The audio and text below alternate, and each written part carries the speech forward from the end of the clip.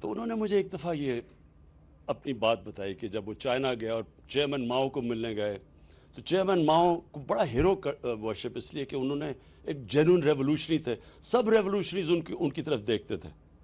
تو کہتا ہے جب میں ان کے پاس گیا تو وہ ان کا ایک دن ہوتا ہے گریٹ بات کا، وہ ینگسی دریا کی تیر کر ادھر جا کے واپس آتے ہیں تو لائنیں لگی ہوتی ہیں لوگوں کی ہاتھ ملانے کے لیے ان سے. تو کہتا میں بھی کھڑا ہو گیا، جب میری باری آئی انہوں نے کہا جی کدھر سے ہو؟ میں نے کہا میں پاکستان سے ہوں. تو اس نے کہا کہ وہ گریٹ نیشن، بڑی عظیم قوم ہے پاکستانی. بڑا حیران ہوا ڈاکٹر اشفاق. تو کہتا ساری لائن لگی ہوئی لوگوں کے پیچھے ادھر کھڑے ہو کے چیئرمین ماؤ نے مجھے ایک واقعہ بتایا کہ ان دنوں میں ایمبیسی کیپٹل کراچی تھا. تو کہتا کراچی کے اندر جو ایمبیسڈر تھا چائنا کا، وہ اس کا پاکستانی چیس پلیئر پارٹنر تھا.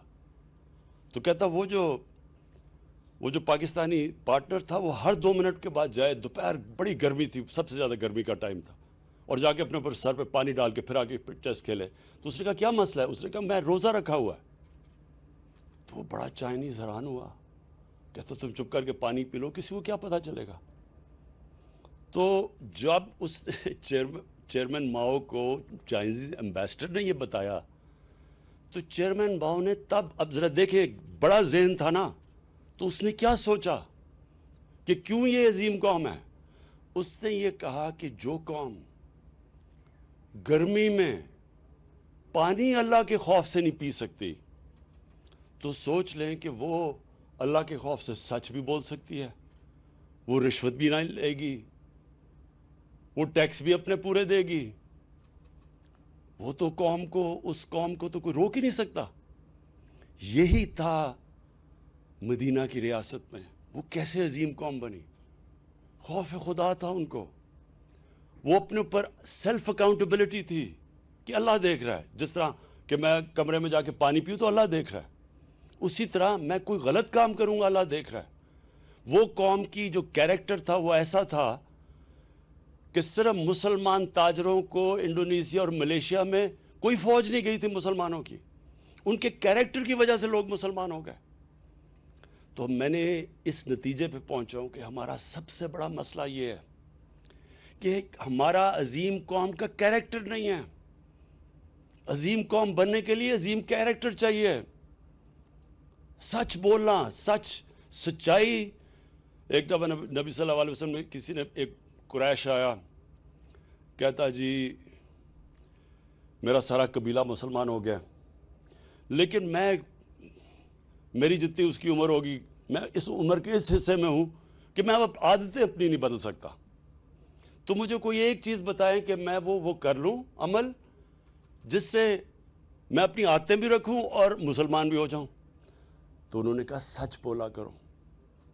یہ سچائی بہت بڑا کیریکٹر کا جو نبی صلی اللہ علیہ وسلم کے نبوت سے پہلے کیریکٹر کی تھی، صادق اور امین، سچ بولنے والے اور انصاف کرنے والے. اس کے اوپر بنتی ہے کیریکٹر کی بنیاد. اور جو لیڈرشپ ہوتی ہے، کوئی بھی لیڈر بن ہی نہیں سکتا، رسپیکٹ کمانڈ کر ہی نہیں سکتا جب تک اس میں یہ 2 صفتیں نہ ہوں، سچا آدمی اور انصاف کرنے والا آدمی. تو میں نے اس لیے تب سے سوچا کہ کبھی اللہ نے موقع دیا تو یہ میں نے ضرور کرنا ہے کہ ایک اپنے ملک کے اندر انسٹیٹیوشنز بنانی ہے جو کہ ایک نبی کی سیرت اور ہمارے اعمال کو جوڑے. یہ جب تک جڑیں گے نہیں ہم عظیم قوم نہیں بن سکتے. اور یہ ہم وہ بن سکتے اس لیے ہیں کہ اکثریت عاشق رسول ہے. یہ جو سارا خطہ مسلمان ہوا تھا یہ عاشق رسول نے مسلمان کیا تھا. یہ جو ہمارے بڑے بڑے بزرگ تھے، اولیاء کرام، بابا بلے شاہ،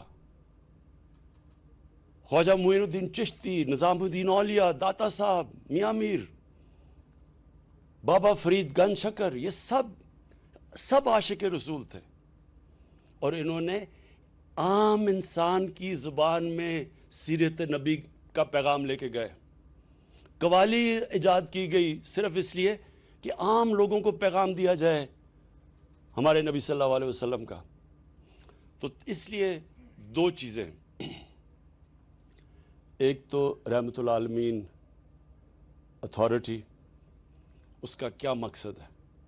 उसका यही मकसद है इकट्ठा करना सीरत नबी और हमारे अमाल को।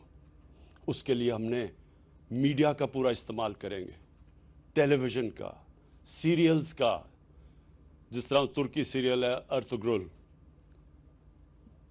अपनी तारीख का, बच्चों के कार्टून्स का, व्हाट्सएप का।